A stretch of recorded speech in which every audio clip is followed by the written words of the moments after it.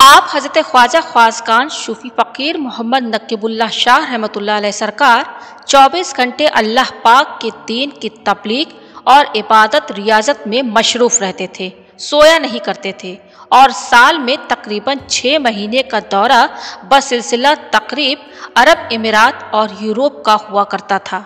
एक दफ़ा ऐसा हुआ कि जब सरकार का दौरा यूरोप का हुआ तो वहाँ के चंद लोगों ने, जो कि गैर मुस्लिम थे, प्रोग्राम बनाया कि बड़े अरसे से सुन रहे हैं कि पीर साहब सोते नहीं।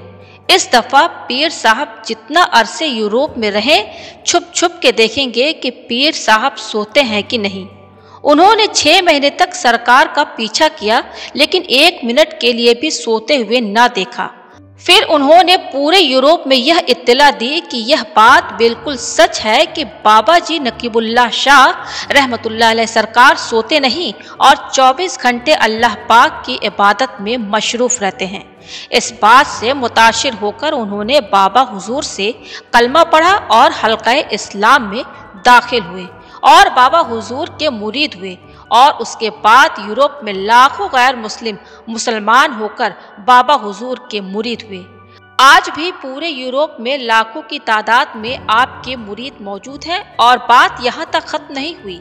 फिर यूरोप के डॉक्टरों ने कहा कि डॉक्टरी असूल के मुताबिक बाबा जी नकीबुल्लाह शाह साहब मर चुके हैं, क्योंकि जो बंदा 8 या 10 दिन तक मुसलसल न सोए वह डॉक्टरी असूल के मुताबिक मर जाता है। हम बाबा हुजूर के साथ 6 महीने रहे और बाबा हुजूर को सोया हुआ नहीं देखा। इससे साबित होता है कि बाबा हुजूर अल्लाह पाक के सच्चे वली हैं, फ़कीर हैं, कलंदर हैं और असल दीन इस्लाम है। इसलिए हम बाबा हुजूर के हाथ पर बैयत करके इस्लाम में दाखिल हो गए। इसके बाद उन्होंने पूरे यूरोप में छपने वाले अखबार में ये छपवाया, welcome to the man who never sleep, जिसका मतलब यह है खुश आमदीद उस आदमी को जो कभी सोता नहीं।